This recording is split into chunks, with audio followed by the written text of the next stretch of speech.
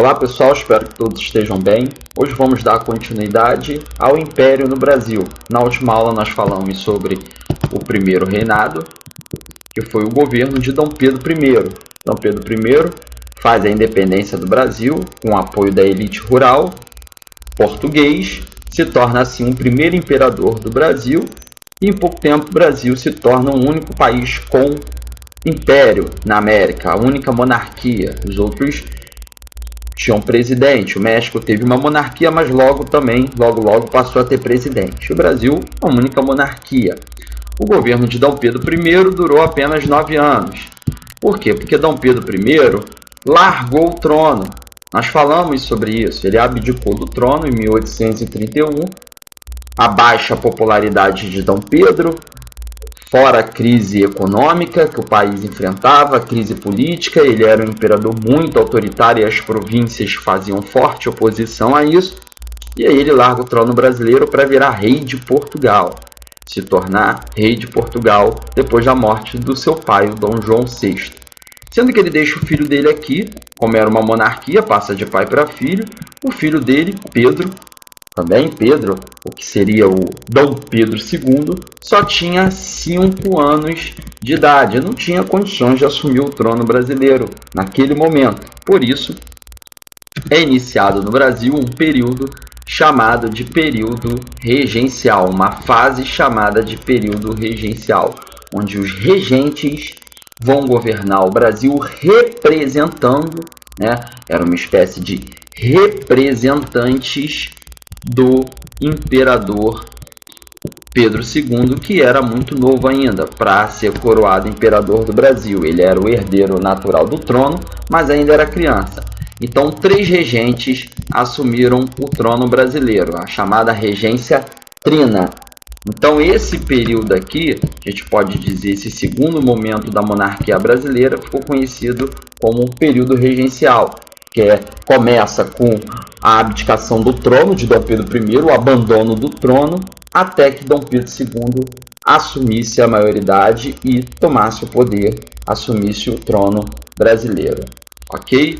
Período regencial. Como eu falei para vocês, 3 regentes. Não precisa decorar o nome, não é útil gravar o nome dos regentes do Brasil.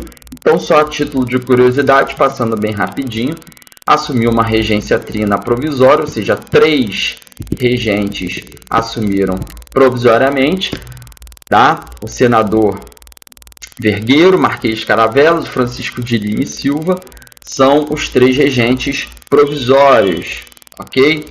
Depois essa regência trina virou regência trina permanente, ou seja, de provisório deixaram de ser 3 regentes provisórios e assumiram permanentemente 3 regentes, eleitos conforme a Constituição dizia, por voto censitário, ou seja, apenas ricos poderiam votar, o Costa Carvalho, o Braulio Muniz e o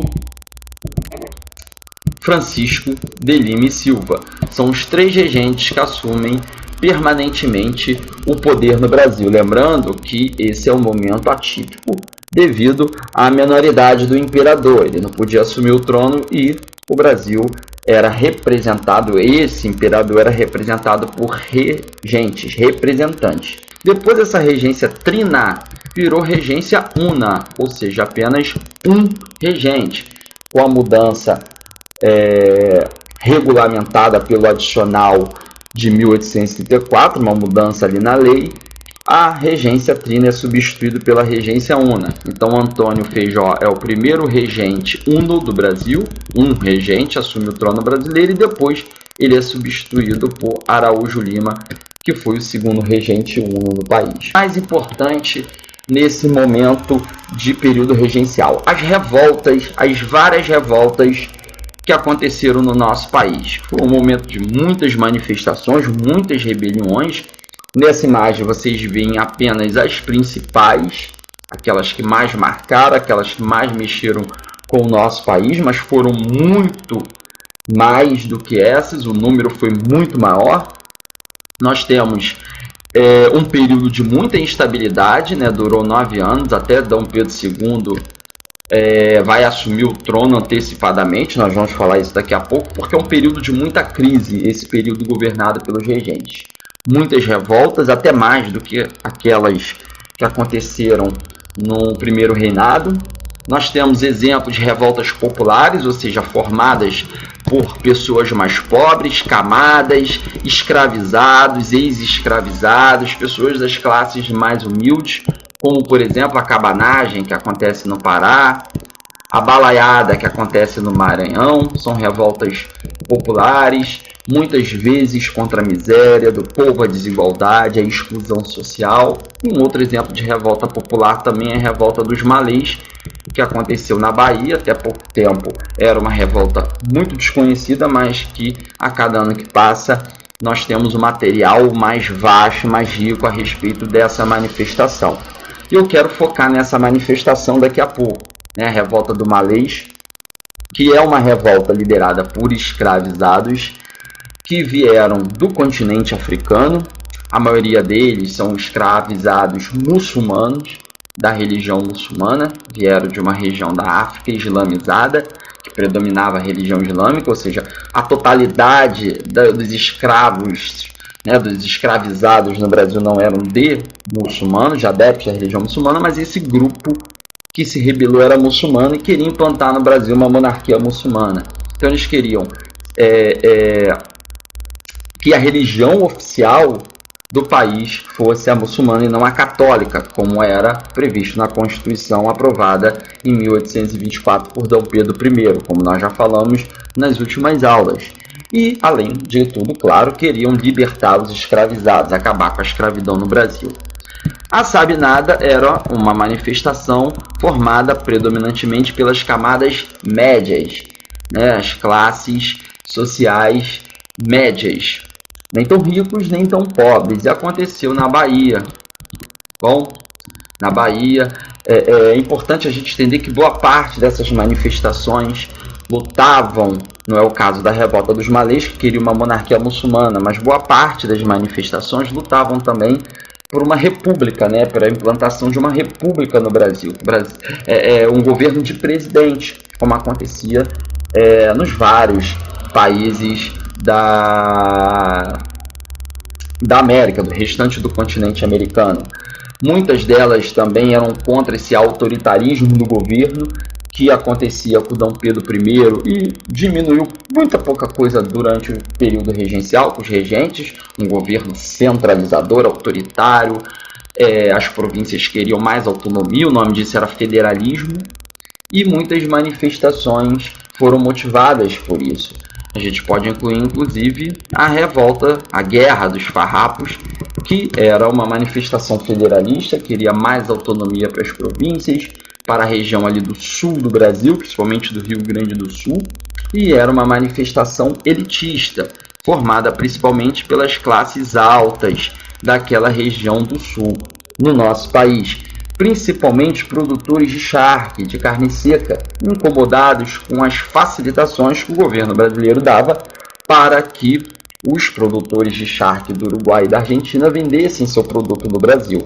Então eles queriam menos impostos para os brasileiros venderem o seu charque no território nacional e mais impostos para os estrangeiros venderem o charque produzido fora do nosso país.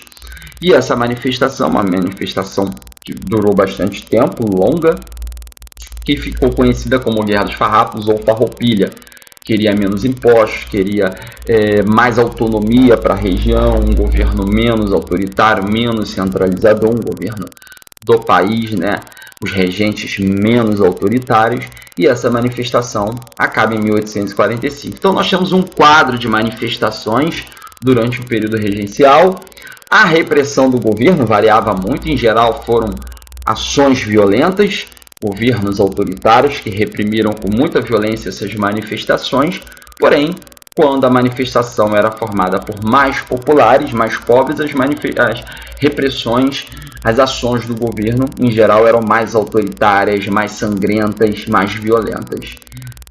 Então, forma de tratar, inclusive até hoje, do governo de reagir contra uma manifestação do seu povo O povo brasileiro costuma ser uma reação mais violenta quando os componentes dessa manifestação são pessoas mais pobres, ok? Eu gostaria de chamar a atenção de vocês, claro, para uma revolta popular. Nós temos um país de maioria de pessoas de classes mais humildes, populares, descendentes de escravizados. Então a gente não pode apagar da nossa história esse tipo de manifestação, porque muito do que nós temos no presente é resquício desse passado, e a gente precisa compreender o passado para transformar o nosso país. Então, chamo a atenção de vocês para verem o vídeo que eu vou postar nessa aula. Assistam o vídeo que eu vou postar, que fala um pouco do que foi a revolta dos malês. É importante que vocês assistam. Porém, em 1840, acontece o chamado golpe da maioridade, onde é antecipada a maioridade de Pedro II, e assim ele assume o trono brasileiro aos 14 anos de idade, em 1840, o golpe da maioridade. Nas próximas aulas nós faremos uma revisão, correção dos exercícios do período regencial, e também entraremos no período que durou mais tempo no Império Brasileiro, que foi o reinado desse jovem imperador que assumiu o trono aos 14 anos de idade, o segundo reinado, o governo de Dom Pedro II. Até a próxima!